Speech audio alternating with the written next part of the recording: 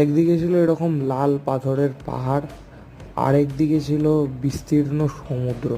এই যে ভিউটা পেয়েছিলাম, মানে এর থেকে সুদিং ভিউ আর হয় না। আর এরকম একটা ভিউ দেখতে দেখতে আমরা চলে গেছিলাম ডি রামানাইডু স্টুডিও, যেটা পাহাড়ের একদম ওপরে ছিল।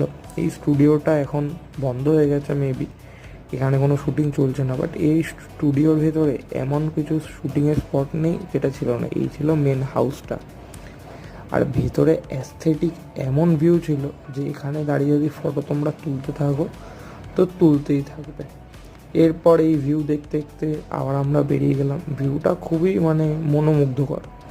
তারপর এরা বিচে গিয়ে একটা রিল শ্যুটের জন্য এই ভিডিও করছিল, আর এই রিলসটাও তোমরা অলরেডি দেখেই নিয়েছো।